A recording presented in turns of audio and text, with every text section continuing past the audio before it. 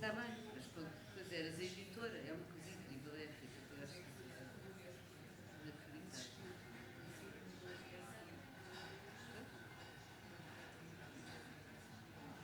Pois é incrível, vamos fazer aí um. E o Xavier é da plataforma de jovens polícia judiciária para profissionais. Plataforma de jovens profissionais de saúde. É essa que é JPS. Criada em 23, não é? Que é primária da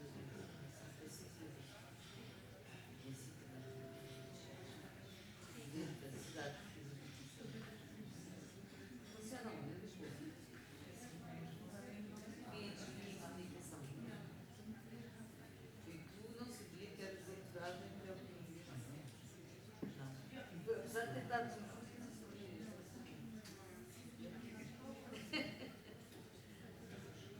Onde é que tu tinhas o meu nome? Anitex.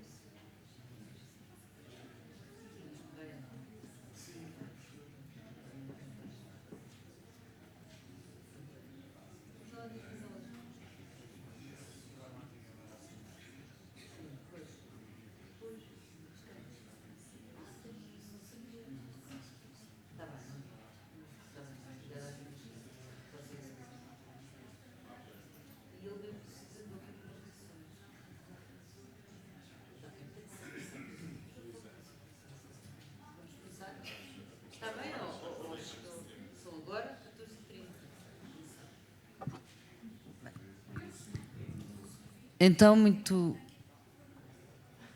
Então, muito boa tarde, bem-vindos e bem-vindas, espero que ainda venha mais gente. Eu vou começar por apresentar aqui os nossos convidados nesta questão fundamental, não é? Que é a comunicação, a literacia. E começo aqui à minha esquerda o Pedro Sereno, que foi representante da juventude portuguesa na COP30, com essa organização Young Go, e responsável também pelo contributo dos jovens, portanto, depois é engenheiro do ambiente e agora muito ligada às energias. Depois a Cristina Vaz de Almeida, presidente da Sociedade Portuguesa de Literacia em Saúde, tem um doutoramento em comunicação e e-learning e, pois é isso, a literacia de saúde, a pós-graduação também, não é? Em seguida, o David Marçal, doutorado em Bioquímica na FCT Nova, comunicador da ciência, não é? Com espetáculos de teatro e programas televisivos, até já tive a ocasião de fazer parte de um júri que lhe deu um prémio das Ideias Verdes, e cronista do Público. Depois, a Daniela Santiago, conhecida jornalista da RTP, especialista na área de ambiente, alterações climáticas, no jornalismo de ambiente, também docente, autora de livros e teve também prémios já, vários prémios. E por fim, o Xavier Canavilhas, last but not least, veterinário, da Plataforma de Jovens Profissionais de Saúde, criada em 2023, que integra médicos veterinários, integra médicos de medicina humana, farmacêuticos, nutricionistas, etc. E, no fundo, é para fomentar o conceito do One Health. E vamos começar. A minha ideia era fazer uma brevíssima introdução a este tema. Nós sabemos, hoje infelizmente assistimos e vemos como atualmente há uma espécie de inundação comunicacional de tudo, não é? E mais alguma coisa, portanto, e não é apenas a publicidade, essa percebe-se logo quais são os seus interesses, mas é uma comunicação mais insidiosa que ataca diretamente, muitas vezes, as funções da literacia. Duas funções da literacia que já foram aqui muito faladas nesta grande conferência desde há 2 dias, não é? Uma delas é importantíssimo proteger a iliteracia do que eu chamaria a comunicação tóxica, uma vez que estou aqui com médicos e veterinários, e a segunda, capacitar as pessoas para fazerem as suas escolhas, não é? De uma forma cientificamente informada e racional. E hoje nós não nos podemos esquecer que a comunicação na sociedade atual não tem vazios, ela ocupa tudo. Portanto, estamos numa sociedade de comunicação, ela é permanente e através dela circula o que eu diria, circula o veneno e circula a cura. Portanto, ela é, de facto, muito importante. E é preciso proteger as pessoas dessa tal comunicação tóxica, sem censura, evidentemente, isso além de não ser legítimo, nem sequer é possível, mas isso implica dotar as pessoas de capacidade crítica e de uma espécie de, eu diria, imunidade cognitiva. Estou aqui com muitos termos da saúde, mas a culpa é vossa, não é? Portanto, trata-se de um desafio enorme, não é? Que envolve comunicação de ciência, que envolve o seu planeamento sistemático. E não é apenas como se faz, enfim, que é muito importante, mas nós fazemos nas faculdades, que é lá vai mais um artigo. Portanto, tem que ser uma coisa mais sistemática e mais para fora da academia e da interligação com a sociedade e com os mídias. Portanto, o primeiro desafio que lanço agora a todos, um primeiro desafio, no fundo, o que é que considerariam os pontos críticos, não é? Ou seja, os impedimentos e as distrações que mais se produzem e, se quiserem, como reagir a isso. Comece por si. E é muito importante, também queria dizer, uma das coisas que também tem sido falada é a presença dos jovens nestas áreas. E aqui hoje temos essa representação que é... E foi uma das coisas que se falou muito no workshop, foi para mudar, é impossível conseguirmos mudanças sem haver uma interligação realmente às pessoas mais novas, e daí a escola ser tão importante e daí vocês também serem aqui fundamentais. Então, comece por si. Têm um microfone, não têm? Para eu depois poder interromper. 5 minutos. Muito bem. Antes de mais, muito obrigado pelo convite. Acho que aqui tivemos uma excelente introdução da professora Luísa Schmidt. E, enquanto também aqui representante dos jovens, eu acho que é importante reforçar as palavras com que introduziu o tema agora, porque é verdade, nós hoje em dia temos mais informação do que nunca sobre saúde, sobre ambiente e sobre todos os outros temas, mas ao mesmo tempo, e acho que aqui, corrijo-me se estiver enganado, não falo só em nome dos jovens quando digo que nunca tivemos tão confusos com esta avalanche de informação. E quando vou tendo diálogos com jovens a nível nacional, a nível internacional, a verdade é que a minha geração sabe como resolver os problemas, mas não confia, muitas vezes, em quem transmite essa informação e quem tem essa responsabilidade de transmitir a informação. E eu acho que isto durante muitos anos resultou e funcionou bem por causa de um tema, que é nós assumimos que mais informação equivalia necessariamente a melhores decisões. Isto durante um tempo e enquanto formação em engenharia, vamos pôr desta forma, teve um crescimento, mas não considero que seja um crescimento exponencial e está cada vez mais a estagnar porque há muito essa dificuldade no acesso à informação fidedigna. E nós sentimos isto muito porque vemos opiniões, vemos alertas que se traduzem... Eu não sei se alguma vez tiveram um exercício de acompanhar um canal de notícias durante mais do que 1 hora. Tudo é última hora, tudo é um alerta e isto é em permanência durante 24 horas. E, portanto, isto cria aqui uma confusão muito grande, não só aos jovens, mas parece-me a mim que a toda a população. Portanto, isto para dizer que não sinto que nós estejamos mal informados, acho sim que nós estamos mal orientados neste tipo de temas e a literacia tem aqui um papel cada vez mais determinante a ter aqui. Numa perspectiva cada vez mais jovem, e hoje falo muito aqui com base naquilo que tem sido o diálogo que tenho tido com colegas meus, novamente também portugueses, mas de todo o mundo, trazia aqui essencialmente 3 ideias que queria partilhar convosco, que é, primeiro, literacia já não é só saber factos, é preciso saber filtrar a informação a que temos acesso. E parece-me a mim importante que não só pelo painel que hoje está aqui comigo, mas com todos aqui os presentes, cada vez mais pedia-se apoio também a quem tem essa responsabilidade de ajudar a filtrar a verdadeira informação que é fidedigna. Portanto, aqui a literacia cada vez mais hoje não é só saber, mas é também saber em quem confiar. O segundo ponto é, temos de trabalhar muito a comunicação. A comunicação, e é algo que nós cada vez mais vamos identificando, tem de ser empática, tem de ser uma comunicação também muito emocional e muito prática, para nos conseguirmos identificar com ela, porque cada vez mais nós sentimos que, e novamente, se os meus professores no técnico me ouvissem dizer isto hoje, se calhar ficavam muito chateados comigo, mas eu acho que hoje em dia ninguém muda hábitos por ver um gráfico. Essencialmente as pessoas mudam hábitos por se conseguirem identificar aqui também com uma história. E, portanto, eu acho que a comunicação, isto é super importante, nós conseguimos também essa visão de como traduzir a comunicação no dia-a-dia. E, por fim, usem e abusem dos jovens no bom sentido. Eu sei que isto pode ser muito provocativo, mas os jovens hoje em dia não são só um destino da informação, também podem ser um canal super útil para vos ajudar. E eu acho que isto é extremamente importante transmitir. Nós temos cada vez mais os jovens conectados através das redes sociais.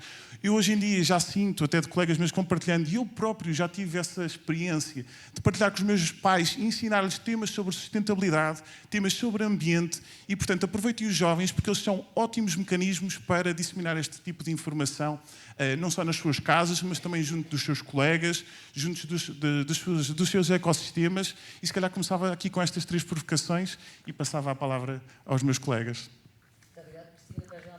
Muito obrigada. Muito obrigada. Cumprimentar o painel, em primeiro lugar, cumprimentar o público, em nome da Sociedade Portuguesa de Literacia em Saúde. É um tema que me fascina, esta questão da sustentabilidade e da comunicação. Quando nós vamos olhar para os números e para os dados, eu gosto dos dados às vezes para fazer uma reflexão. As pessoas passaram a passar de 8,37 segundos para 5 segundos que param numa página. 5 segundos. O que é que nós em 5 segundos podemos comunicar? Depois fala-se muito da questão da comunicação empática, da comunicação assertiva, da comunicação clara, mas nós vamos vigiar e vamos avaliar os portais de saúde, sustentabilidade, de ambiente, e a linguagem continua a ser muito complexa, muito hermética, muito fechada. O que é que isto acontece? Na cabeça do cidadão comum, que tem baixa literacia em saúde, 50% da nossa população tem baixa literacia em saúde, é uma realidade. Nós, se calhar, estamos aqui perante uma assistência de pessoas letradas, mas as pessoas fora deste ambiente, dentro dos gabinetes, na rua, nas comunidades, 5 milhões de pessoas têm baixa literacia em saúde. Significa que não conseguem nem aceder, nem compreender, nem usar os recursos. E isto tem a ver, como disse o meu colega, o Pedro Sereno, que tem a ver também com esta falta de comunicação empática. A questão é, nós temos que perguntar às pessoas o que é importante para elas. Normalmente é só uma via, não é? Unidirecional. E perguntar às pessoas quais são as suas necessidades é um ponto fulcral para se fazer uma melhor literacia em saúde. Hoje em dia temos que perguntar às pessoas até o que é que elas entendem por One Health, o que é o ambiente, qual é a ligação entre o ambiente, a pessoa e o animal. A maior parte das pessoas ainda não faz este match, nem compreende não tem esta noção. Neste sentido, nós temos, dentro da Sociedade Portuguesa de Literacia em Saúde, procurado 2 coisas. Para já, esta questão dos jovens acho extremamente importante, mas eu também não gosto dos jovens só para aparecerem, porque aquilo que eu tenho visto é que se utilizam jovens porque é bonito, que é lindo, que eles aparecem. E não lhes damos o campo da análise crítica e séria sobre um determinado assunto. Temos trabalhado muito bem com a OMS e com o professor João Breda, num programa que é o Youth Voices, e temos trabalhado também as questões do ambiente e da sustentabilidade, aliás, até também com a interação que temos tido excelente com o professor Luís Campos. Por outro lado, também, se os jovens precisam de nos dar opinião, significa que nós também temos que ir dentro do ciclo de vida, aqueles que também são mais jovens. E, evidentemente que as crianças têm o princípio da modulação, aprendem aquilo que os adultos fazem, por isso, se eu estiver agarrado a um telemóvel todo o dia, a criança há de estar agarrada a um telemóvel todo o dia. Mas temos este programa das mini-assembleias da saúde, dentro das escolas, dentro dos espaços onde os jovens estão, perguntando temas que são críticos, como esta questão do ambiente, do digital, a ligação entre o digital e o ambiente e aquilo que lhes faz bem. Sobretudo, eu acho que esta comunicação e literacia em saúde tem que mudar um pouco o paradigma da linguagem. Normalmente, aquilo que nós vemos é uma comunicação que é ainda baseada no medo. E no medo, ninguém muda. Absolutamente ninguém. E por isso temos que reconstruir esta linguagem associada não só ao ambiente, mas também à saúde mental. Porque sem saúde mental, ninguém consegue fazer intervenção a nível ambiental. E deixo aqui este repto. David, essa experiência toda. Boa tarde, obrigado, Luísa, obrigado pelo convite. É um prazer estar aqui. Eu penso que o desafio inicial era identificar os obstáculos. Sim. Portanto, eu pegando nessa... Os obstáculos, não é? E os impedimentos, as distrações. Certo, portanto, eu acho que alguns deles são bastante conhecidos e bastante bem identificados, mas que não têm uma solução muito óbvia, não é? Às vezes é fácil o diagnóstico, é difícil encontrar uma terapêutica, não é? Usando aqui uma linguagem da medicina veterinária, não é? E então, portanto, um deles muito conhecido é de facto a falta de curadoria das plataformas da internet. Obviamente que a curadoria caiu, houve digamos, um desaparecimento dos especialistas, e o conceito de especialista foi substituído pelo conceito de popularidade, não é? E de facto, como estava a dizer o Pedro Sereno, ficamos com dificuldade de saber em quem devemos confiar. Na verdade, nós não devemos confiar em ninguém, devemos confiar na ciência, nas provas. Mas há este problema, e este problema não é fácil de resolver, porque é um problema supranacional, digamos assim, não querendo fazer aqui um discurso nacionalista, mas é um problema que ultrapassa Portugal, ultrapassa a União Europeia, que radica em legislações e quadros regulamentares que nos ultrapassam completamente. Portanto, mas a solução, ou o caminho para essa solução, passaria por alguma responsabilização por esses meios de comunicação que são as redes sociais, tal como os meios de comunicação social tradicional são responsabilizados pelos seus conteúdos, obviamente que sem censura, nós não devemos censurar, a não ser em casos muito excepcionais de saúde pública, de um enorme interesse, no interesse público. A censura deve ser sempre o mínimo possível e de preferência zero. Nós devemos combater os disparates com ideias e não, não através da censura, até porque isso não resulta, não é muito possível censurar. Outro aspecto que é um desafio grande e que é uma relativa novidade, embora não uma novidade absoluta, mas uma relativa novidade nas sociedades ocidentais, pela forma como se impõe, é a extrema politização de assuntos científicos. E isso é particularmente incisivo nos temas precisamente deste Congresso, de saúde e ambiente. Podemos pensar nas questões das vacinas, que estão altamente politizadas, em particular em países anglo-saxónicos. É verdade que isso em Portugal não tem uma expressão muito significativa, esse tipo de politização, no caso das vacinas, embora tenhamos assistido a alguma expressão desses movimentos anti-vacinas no espaço público durante a pandemia da Covid-19, embora também sem expressão social. Eles tiveram expressão mediática e não tiveram expressão social, porque temos das taxas de vacinação mais elevadas do mundo. E também temos as questões do ambiente, obviamente. A questão das alterações climáticas é uma questão hiperpolitizada, com campanhas de desinformação organizadas durante décadas e associadas a setores conservadores e liberais que, obviamente, pretendiam e conseguiram atrasar a ação climática e ainda conseguem. Não são teorias da conspiração, existiram realmente ações concretas para lançar a confusão, para criar uma ideia de uma controvérsia científica que era inexistente. Há décadas que os factos científicos fundamentais acerca das alterações climáticas são incontroversos, mas ainda assim as políticas climáticas são, no caso do ambiente, são assuntos altamente politizados. Mais uma vez podemos dizer que eles são mais politizados fora do nosso país do que em Portugal, mas também temos que notar que partilhamos a atmosfera com os outros países todos, e mesmo nas questões de saúde pública não podemos sentar-nos à sombra da bananeira a pensar que somos imunes, por exemplo, ao discurso anti-vacinas, que foi o exemplo que eu dei. Muito rapidamente, porque o meu tempo penso que está a acabar, eu daria só uma breve nota, que se calhar para desenvolver mais tarde, que seria a questão da comunicação de risco. Nós somos muito maus a comunicar aquilo que é incerto. E isso aplica-se, por exemplo, também às alterações climáticas. Nós, quando apontamos para o futuro, temos incertezas, porque os modelos são extraordinariamente complexos.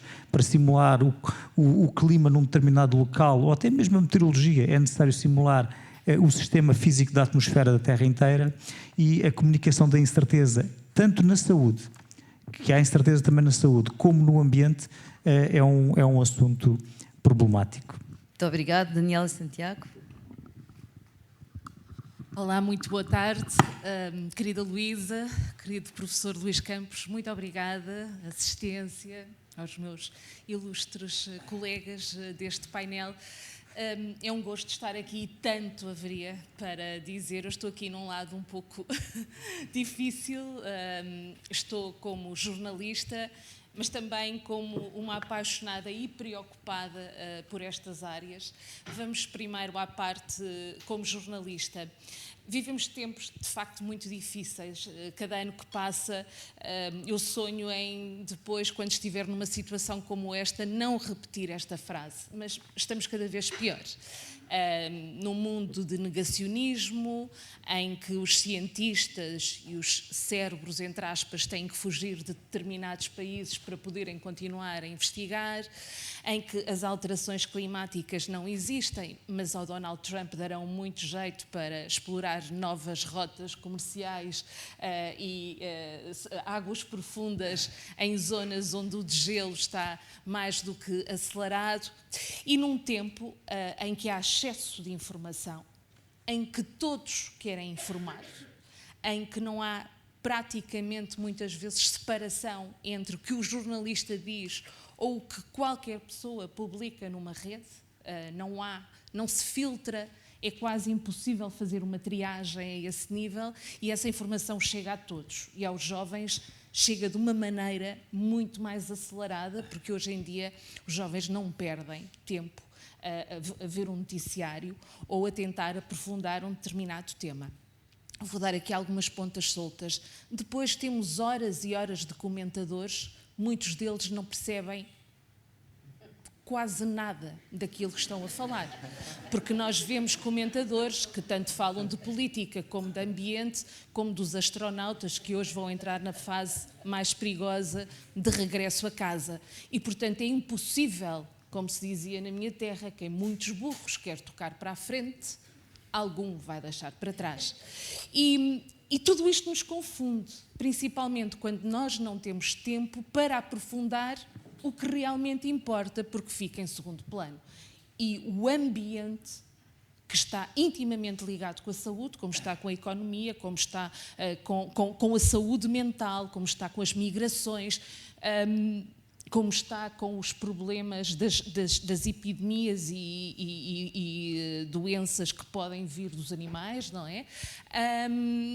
Fica para trás. Não há tempo para o ambiente, normalmente vem na segunda parte dos jornais, ou a fechar, ou abre quando há uma tragédia, quando temos uma Christine, e aí percebemos que é preciso comunicar o risco e preparar as pessoas para enfrentar o risco, porque nós vivemos num país que era o jardim à beira-mar plantado, mas que neste momento deixa todos os especialistas que o visitam de coração nas mãos, porque em termos de erosão costeira, de seca, de inundações, de vulnerabilidade às alterações climáticas, nós estamos à frente de muitos países, não é?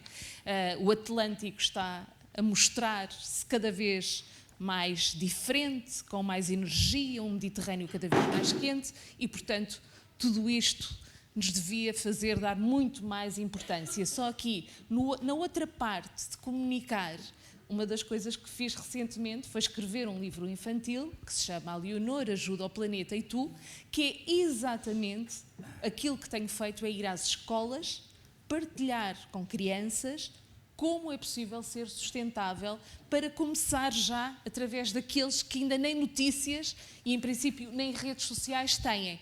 4, 5 anos, o que é que podem fazer, e desde a crise dos polinizadores à separação do lixo ou até a importância do cocó das baleias, lá está. Portanto, temos que ir fazendo o nosso caminho, mas não é um caminho fácil. Xavier? Muito obrigado. Desde já agradecer também o convite para estar presente neste painel rodeado de especialistas de comunicação, de literacia em saúde, cientistas reconhecidos, autores de livros. Portanto, como imaginam, perguntei muito o que é que eu poderia vir acrescentar a este painel. E por isso, da minha formação de base, não é, foi toda uma tentativa de que um gato me dissesse onde é que lhe doía.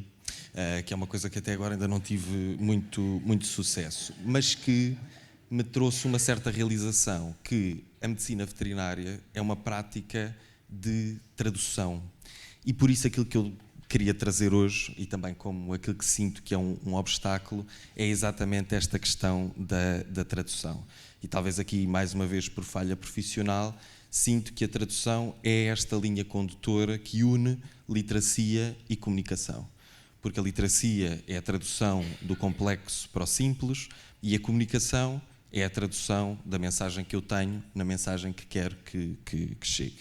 E por isso acho que deste painel e das perspectivas que foram partilhadas, nós efetivamente temos sido brilhantes a resolver muitos desafios concretos com os quais nos confrontamos numa base diária, mas sinto e sentimos que é exatamente neste movimento, neste esforço da tradução que nós muitas vezes falhamos.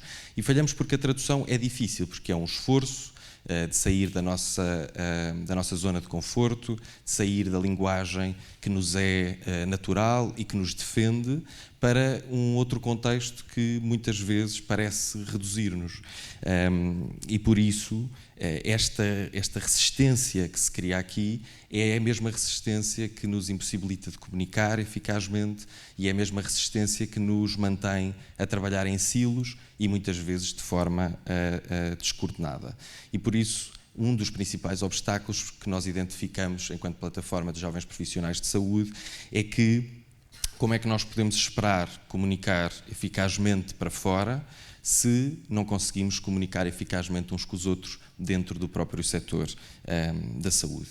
E por isso que eu queria trazer também para aqui este conceito, esta ideia daquilo que é uma tradução horizontal, ou seja, de nós termos esta literacia interpares, de conseguirmos cultivar uma curiosidade e uma abertura entre as profissões, porque desta forma aquilo que nós depois também conseguimos fazer é que conseguimos que esta mensagem que nós queremos passar seja coesa, seja congruente. Portanto, quando nós interagimos com um profissional deste setor, é como se interagíssemos com todos. E isso, efetivamente, dá-nos uma capilaridade desta mensagem.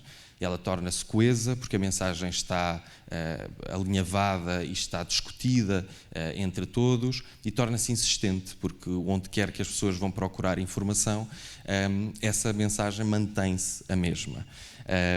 E efetivamente isto pode ser reduzido a um certo sentimento idealista de uma juventude, por vezes talvez um bocadinho ingênua, mas a realidade é que isto funciona e isto acontece. E o exemplo disso é o exemplo da plataforma de jovens profissionais de saúde. Como é que funciona? Através desta capacidade de tradução.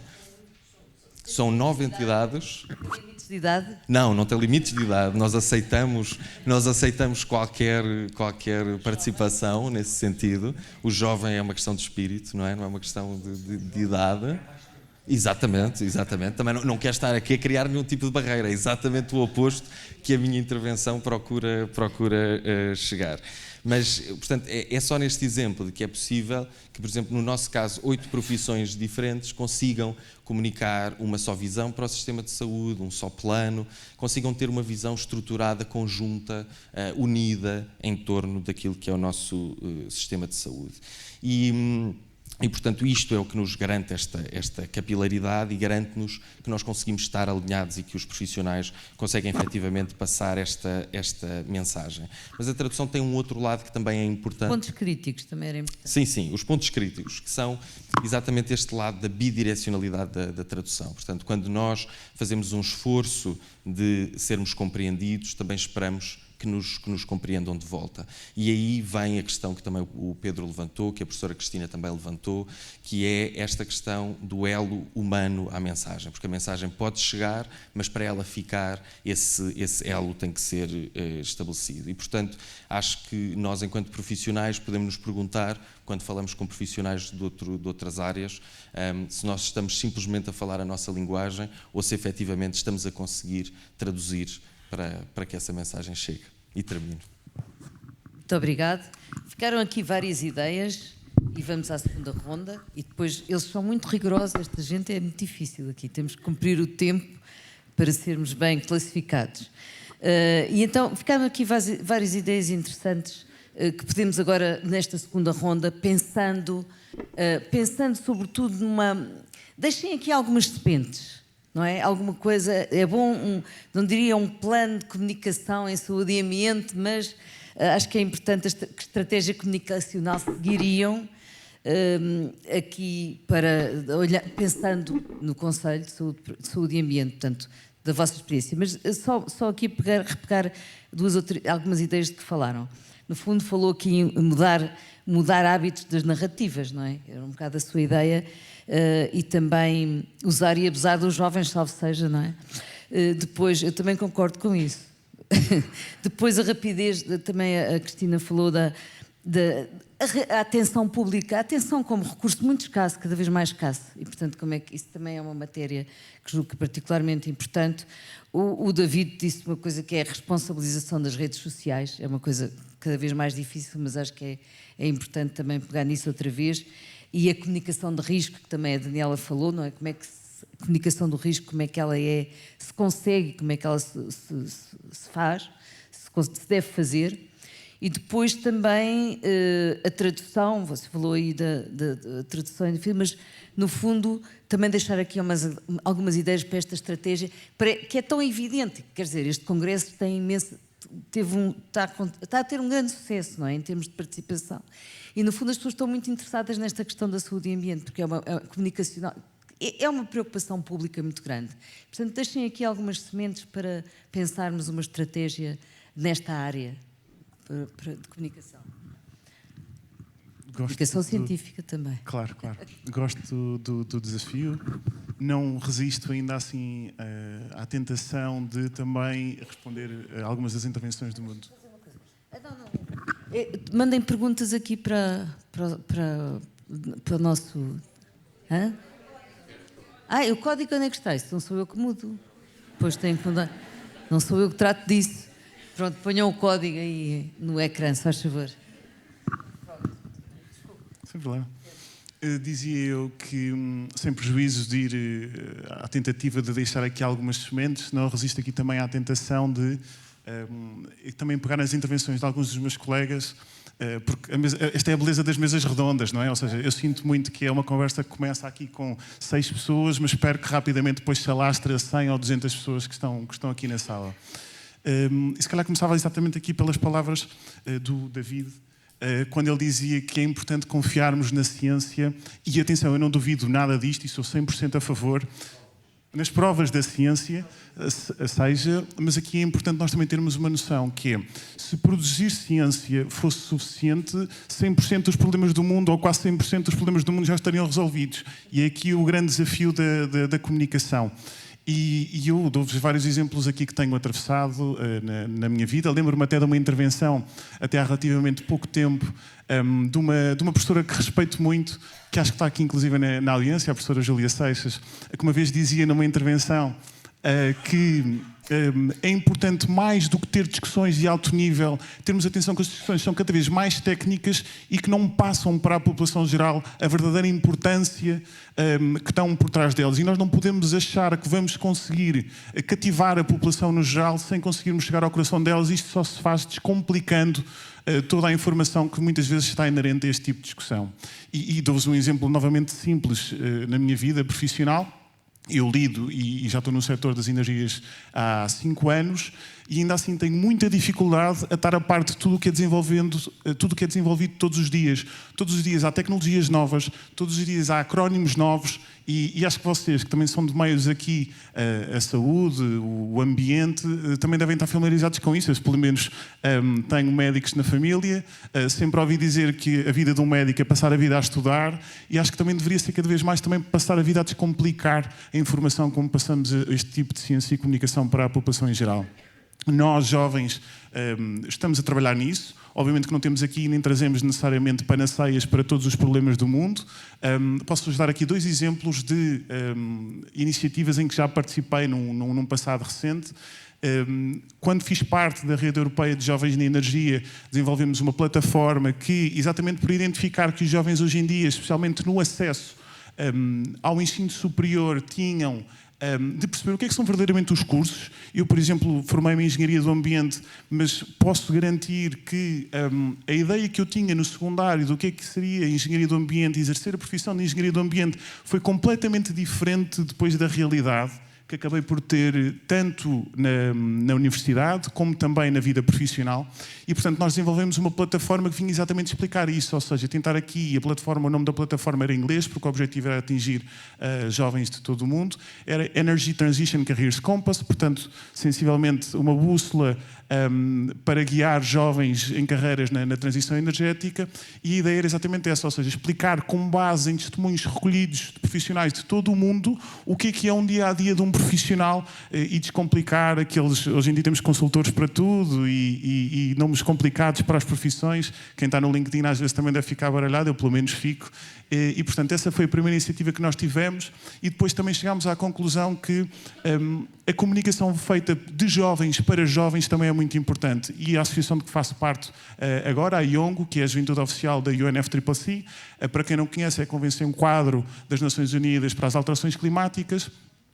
Desenvolvemos um livro também muito focado aqui na energia, e a ideia era descomplicar tudo o que são as novas tecnologias que estão a surgir a um nível que é um livro que se vai adaptando ao longo do tempo, que não está fixo, é um livro online, e que cada vez que nós tomamos conhecimento de uma nova tecnologia que está a ter preponderância no setor, também fazemos questão de a explicar e tentar descomplicar para jovens em todo o mundo. Portanto, isto são aqui duas explicações, e se calhar termino também aqui só com um breve comentário para agradecer também as palavras aqui da minha colega de painel. Sim, é verdade, os jovens hoje em dia estão a atravessar um problema difícil, e que já arranjámos um nome inclusive para ele, também para o complicar um bocadinho, que é o youth washing, que tentámos adaptar aqui do greenwashing. E isto cada vez mais se verifica, porque é uma realidade que nós estamos a sentir, que é, antigamente os jovens queixavam-se que não eram chamados para as salas de decisão. Hoje em dia isso acontece, mas sentimos muito que é uma operação fotográfica, ou seja, é agir dizer que os jovens estiveram na sala, tiramos fotos com eles, partilhamos fotos com eles, 5 minutos depois da reunião já não se lembram da discussão que tiveram com os jovens, e portanto isto sim para nós é importante aqui ressalvar, e obrigado pela menção. Obrigada, Cristina. Muito bem, muito interessante. Nós, na Sociedade Portuguesa de Literacia e Saúde, somos uma sociedade científica, nós trabalhamos com a ciência, mas acreditamos plenamente que temos que tirar a ciência da gaveta. E tirar a ciência da gaveta é ir para o terreno. E ir para o terreno significa conhecer perfeitamente cada segmento para quem nos dirigimos. Não falamos a mesma linguagem com os jovens que falamos com as pessoas mais velhas. E por isso, cada uma das linguagens tem que ser obrigatoriamente adaptadas. Por outro lado, é preciso que seja significativo para estas mesmas pessoas. O que é significativo para estas mesmas pessoas? É preciso perceber o que é que elas querem, o que é que as motiva, o que é que as leva a mudar os comportamentos. Sabemos que mudar os comportamentos tem a ver com uma série de crenças e fatores culturais, e que as pessoas cada vez mais andam em correrias de 5 segundos por página, numa ambição de querer mais para a sua satisfação individual e própria.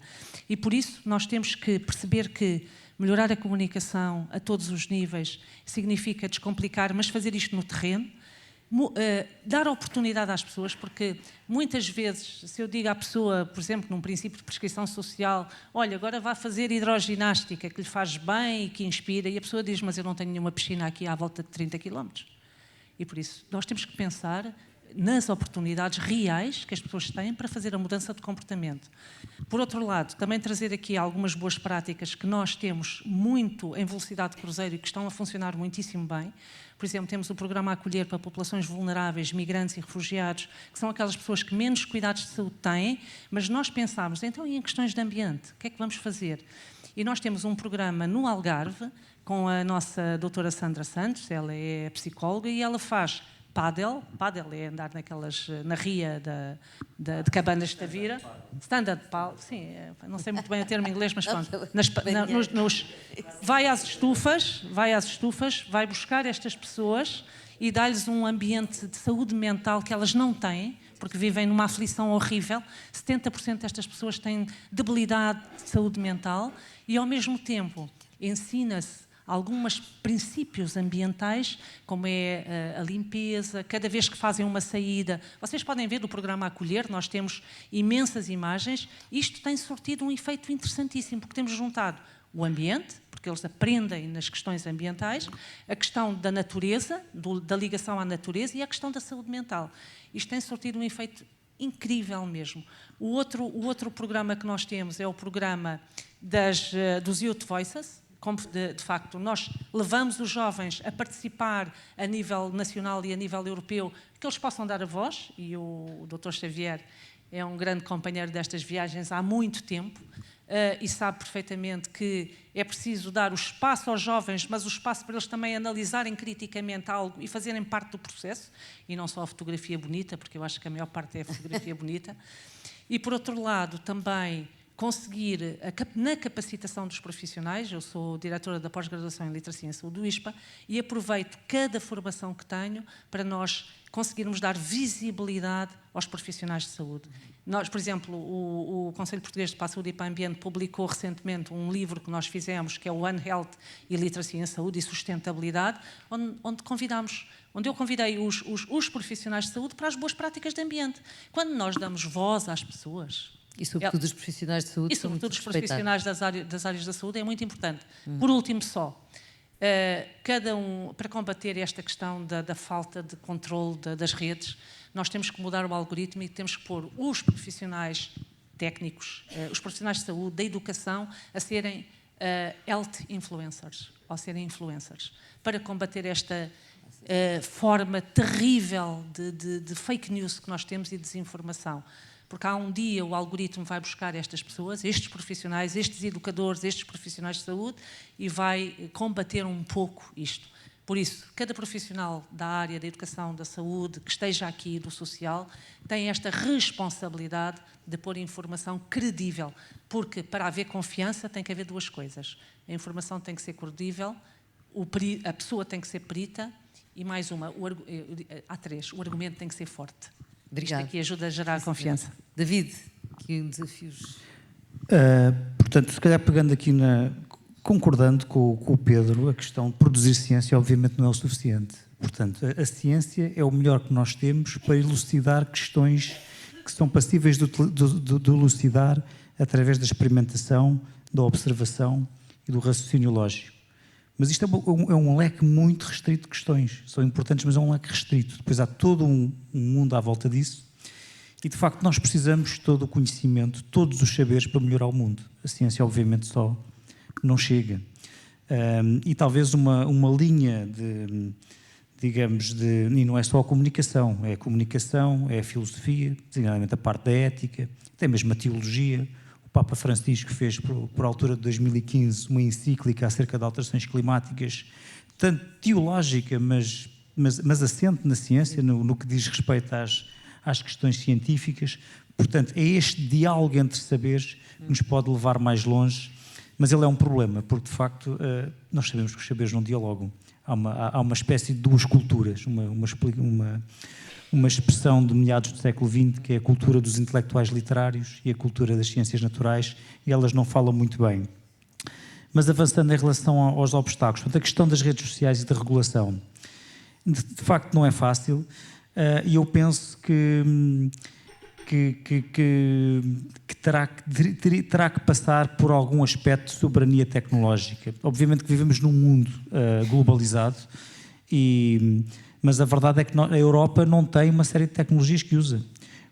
Não temos um telemóvel europeu, não temos uma grande rede social europeia, nem sequer temos grandes modelos de linguagem de inteligência artificial europeus, apesar de haver alguns, mas os mais populares de facto são dos Estados Unidos ou chineses. Portanto, a Europa tem aqui um problema que não se aplica só às redes sociais, mas esse déficit de soberania tecnológica manifesta-se de muitas formas, inclusivamente nesta incapacidade de regular as redes sociais, embora não haja aqui uma impossibilidade, ou seja, a Comissão Europeia, se quiser, enfim, ou de acordo com os países que estão no Conselho Europeu, poderá ter tentar uma abordagem um pouco mais musculada e obrigar a algum tipo de regulação, embora saiba-se que isso do ponto, inclusivamente alojando os dados dos utilizadores europeus na Europa, mas eu estou a dizer isto e tenho plena consciência de quão complicado isto numa negociação internacional no mundo atual, com a falta de força da Europa, portanto, é difícil. Portanto, mas mesmo assim acho que não fazer nada é pior, portanto acho que deve haver algum... Temos que seguir. Okay. Tens mais alguma coisa agora para dizer assim, portanto, sobre estratégia depois... Não, mas é porque há aqui um monte de perguntas. Eu vou tentar ser muito breve. concordo perfeitamente com a questão da regulação, mas também acredito que seja muito difícil. Aliás, foi dado agora um passo atrás até na questão das crianças e da pedofilia, que é um assunto que julgo que deveria envergonhar os decisores, mas tomaram a decisão e, portanto, não me parece que também seja fácil regular o acesso a esta informação excessiva que existe.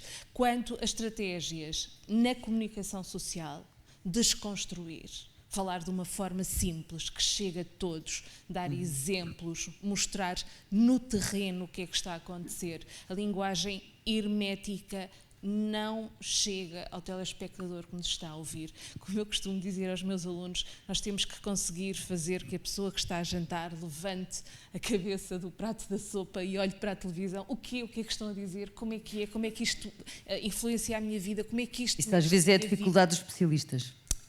Também tem dificuldade no próprio jornalismo.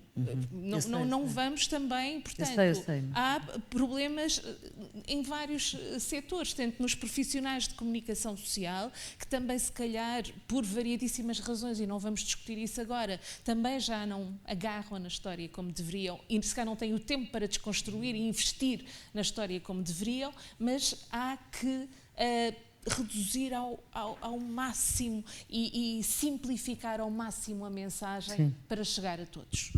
Xavier, rapidamente, para depois tenho aqui muitas perguntas, estão com muito sucesso. Não, eu também, por um lado, acho que relativamente também àquilo que o Pedro disse e que a professora Cristina disse, acho que talvez onde me pudesse focar como sementes de futuro seria desde logo esta questão da transversalidade da comunicação, portanto conseguirmos ter uma comunicação unificada entre setores e coordenada entre setores. Acho que sem dúvida essa pode ser uma boa semente de futuro para conseguirmos atingir uma comunicação e uma literacia mais eficaz. E depois acho que também aqui muito de acordo com aquilo que a Daniela disse, a questão da forma como comunicamos baseada tão profundamente ligada ao risco, em que nos obriga sempre a ter uma reação imediata, em que estamos com cada vez mais medo e vivemos num mundo em que cada vez toleramos menos as incertezas e, portanto, acho que também é preciso começar a ter uma outra perspectiva na comunicação, em que não vamos só pelo ganho fácil de que de repente apontamos este risco e, como o Pedro dizia, que há um alerta e que de repente é tudo um countdown para qualquer coisa absolutamente terrível, que consigamos também ter um tom tranquilizador, porque sem isso nós vamos só continuar a ficar cada vez mais insensíveis e acaba por ser uma história do Pedro e do Lobo, em que efetivamente quando um dia o lobo vier, já ninguém vai dar conta dele. Muito obrigada. Eu tenho aqui várias perguntas e, portanto, também vais ter a oportunidade de falar sobre como os riscos. Aqui é a primeira.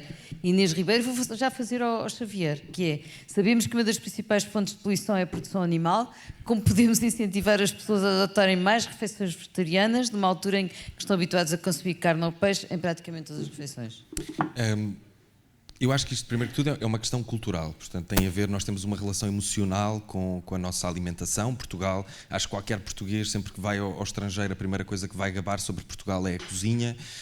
Portanto, há aqui uma série de questões emocionais ligadas a isto. Portanto, eu, relativamente à questão de, digamos, fazer esta transição de dieta, de uma dieta mais baseada em consumo de produtos de origem animal para uma dieta vegana, não tenho grande coisa que possa apresentar. Aquilo que eu posso dizer é que nós podemos investir e, enquanto consumidores, obrigar a que a produção vá de encontro àquilo que são o nosso entendimento relativamente àquilo que são as normas de bem-estar, àquilo que são as normas da utilização do medicamento veterinário, da utilização do antimicrobiano em particular, e nós esse poder temos-lo hoje e é um poder que o podemos efetivar de uma forma muito direta, desde logo nas prateleiras do supermercado.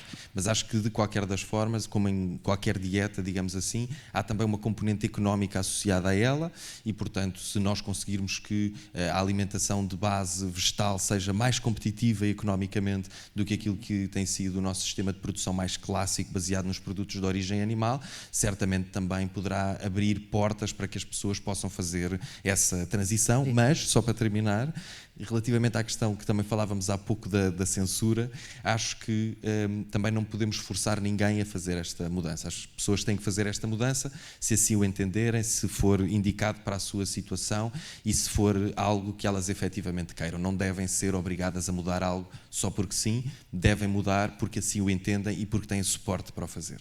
Obrigado. David, será possível a origem do problema da comunicação haver muito?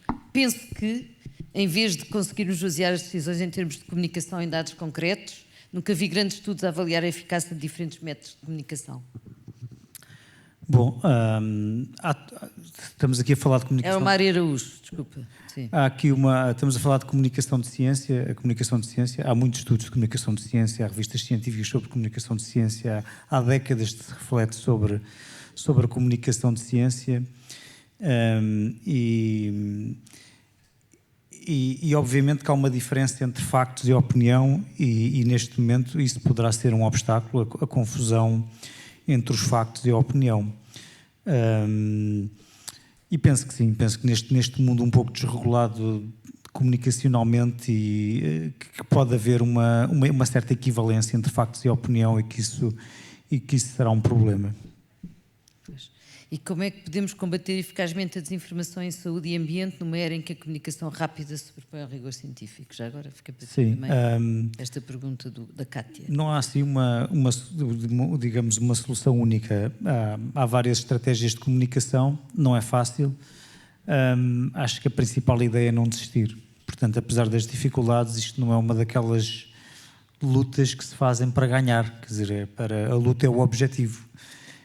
E há várias estratégias, não há uma única estratégia de comunicação de ciência que sirva para todas as finalidades. Já aqui ouvimos falar de questões como a comunicação empática ou a comunicação bidirecional.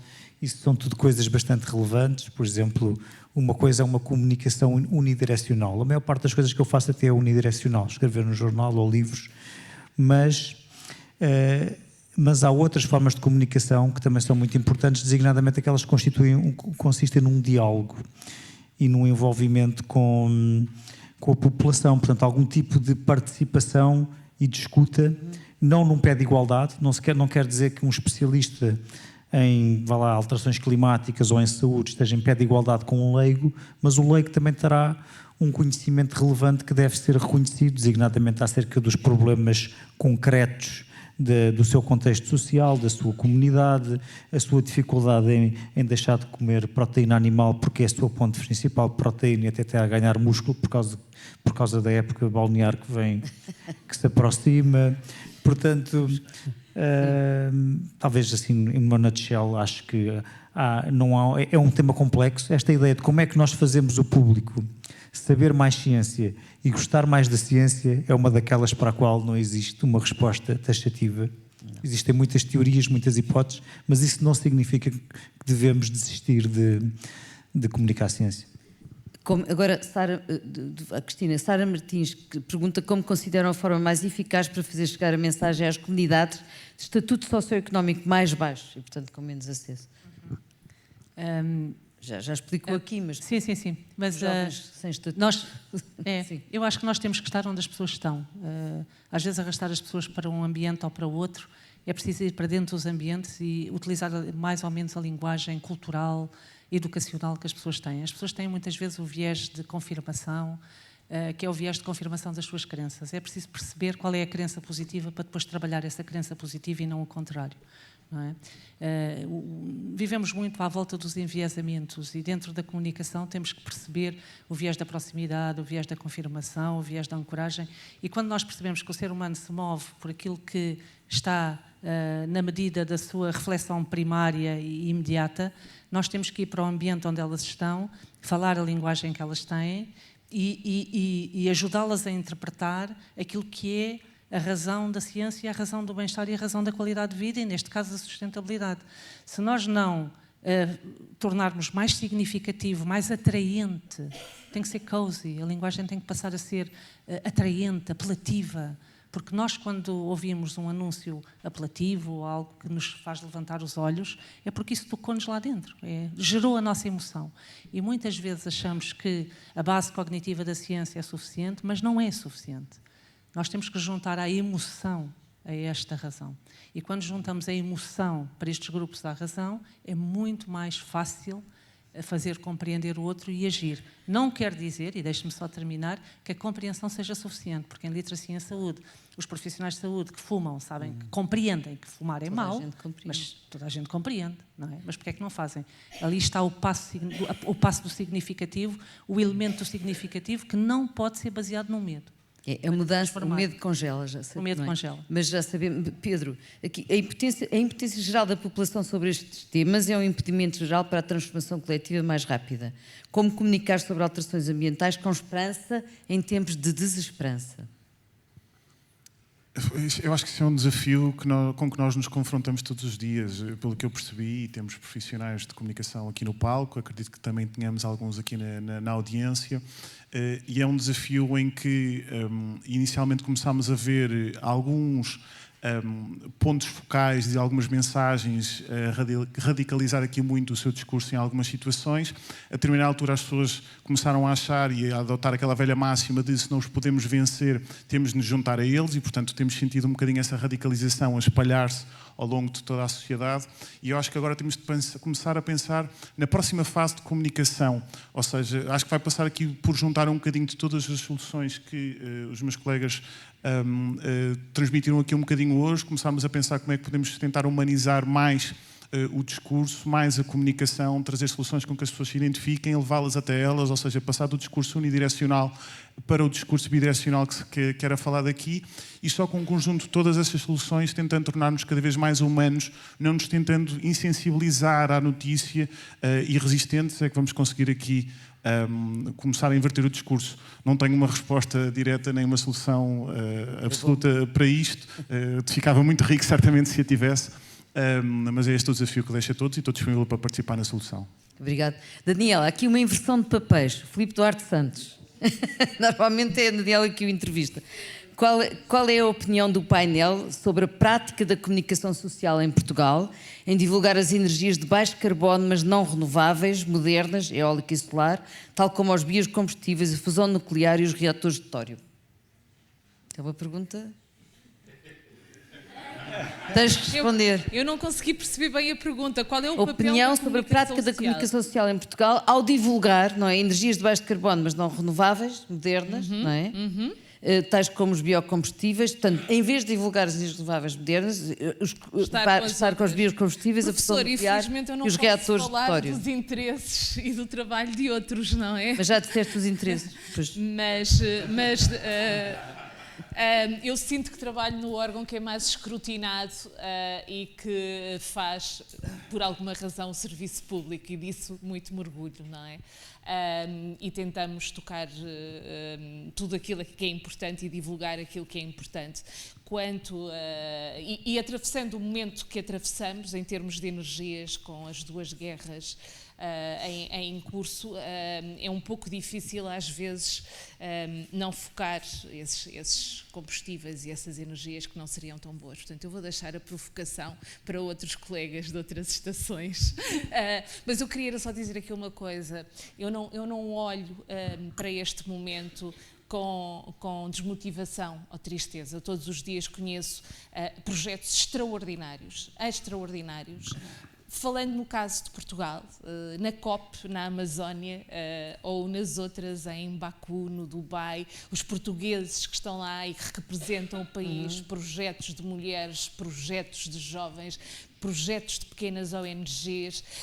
Eu vejo indústrias da alimentação a fazerem grandes campanhas nas escolas para as crianças comerem mais leguminosas e não comerem tanta carne, tanta proteína animal. Eu vejo campanhas muito grandes e com orgulho na RTP pelo bem-estar animal, mostrando situações absolutamente terríveis que se vivem em Portugal e que eu julgo que as pessoas também são levadas a questionar se nós temos temos que continuar a fazer a dieta que fazemos, e eu não digo deixar de comer carne ou peixe, mas se calhar não comer tanta, enquanto outros procuram encontrar cereais que não provoquem tantos problemas na questão da ruminação das vacas e do metano e outras coisas, não é? Portanto, eu vejo tanta gente aqui sentada preocupada com esta questão, quando há uns anos éramos tão poucos quando fazíamos encontros destes, que eu acho que temos que olhar para o futuro com uma grande ambição e uma grande satisfação de estarmos a dar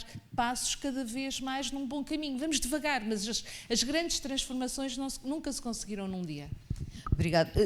Agora, a Júlia Seixas, que estava cá, afinal. O maior obstáculo para comunicar com verdade estes temas é a sua complexidade. Xavier, é muito difícil explicar num post ou numa notícia algo que tenha o objetivo de informar e formar a opinião. O que é que está a faltar? Novas competências da comunicação?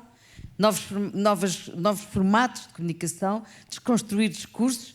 Parar de comunicar apenas quando há mais notícias? Bem, isso aí é... Não. Estou a falar da comunicação em massa e não para grupos específicos. Eu diria que é de todas as acima.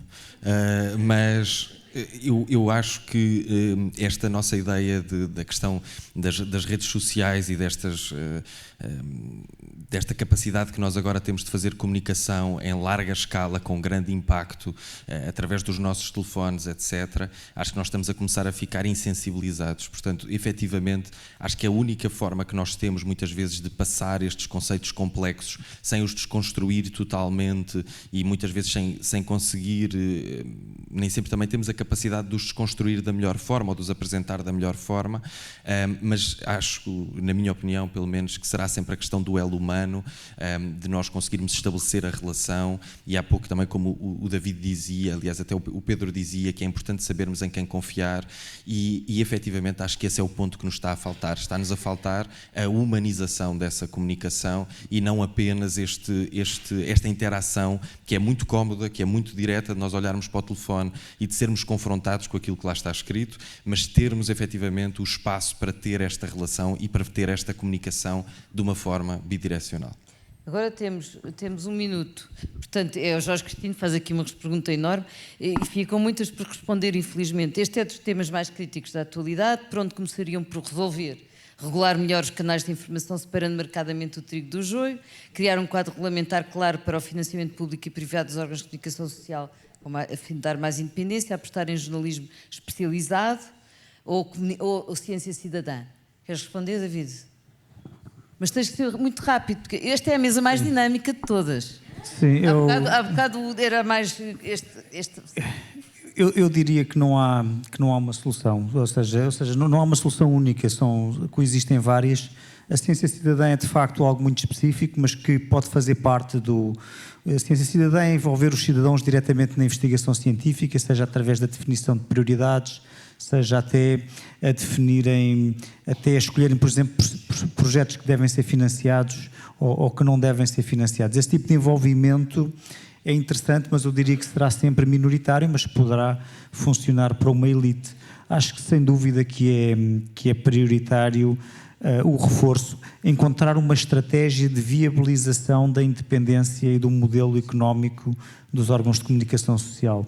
Porque os órgãos de comunicação social só se forem independentes e tiverem recursos, porque é necessário fazer recursos para fazer jornalismo de ambiente, jornalismo de saúde, jornalismo de ciência, é preciso recursos, porque estas são as coisas em que se cortam logo, portanto não se corta obviamente nem na política, nem na economia, muito menos no desporto.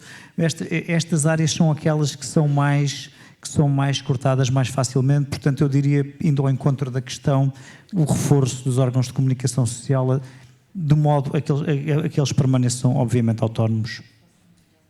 Muito rápido, já não estou... Ok, acrescentar aqui 2 pontos muito rapidamente e deixar isso só como food for thought para todos, que é, primeiro é o paradoxo da tolerância, ou seja, quando nós estamos aqui a discutir tanto se há de condicionar ou não, se devemos de escolher, é importante nós termos aqui e relembrar-nos sempre dessa questão, que é o que é que fazemos e até que ponto devemos ser tolerantes com quem não está disponível para ser tolerante ou quem está disponível para atacar a tolerância, mas ao mesmo tempo relembro, e há uma frase em latim dedicada a isto que é muito bonita, eu gostava de dizer agora, mas ia sair mal e ia errar de certeza, mas que essencialmente em português o que diz é quem é que policia os polícios, ou seja, quem é que vai ser a pessoa que vai escolher que temas é que devemos debater ou não. E isto é uma discussão que já vem sido tida na discussão do AI, ou seja, o AI já tem vieses de discussões e, portanto, a pessoa que for escolher o que é que vai ser aprovado para comunicar ou não também vai ter vieses certamente. E, portanto, isto é mais food for thought, é preciso ter cuidado com estas questões também muitas vezes do discurso. Eu não estou a dizer que o futuro não vai passar por aí, mas é preciso ter uma discussão cuidada. Um minuto. Sim. Quem deve comunicar, eu acho que, e concordando com a Daniela Santiago, há imensas boas práticas. Nós vemos por nós, Sociedade Portuguesa de Literacia em Saúde, aqui deve haver imensas boas práticas. Como diz o Sunstein e o Thaler no Nudge, vamos mostrar aquilo que todos fazemos bem para que mais façam bem. E isto é muito importante. Uns parabéns ali ao professor Luís Campos, porque realmente consegue agregar isto e consegue fazer-nos pensar. Obrigada, professor Luís Campos, por esta oportunidade.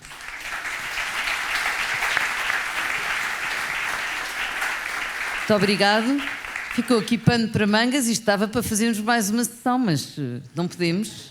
Fica para o ano, ou então, até daqui a menos tempo. Muito obrigado pelas vossas intervenções e até breve. Deus. Peço desculpa às perguntas que não ficaram por responder, ficaram para aí umas 10 ou 11. O que significa que esta foi a mesa mais dinâmica.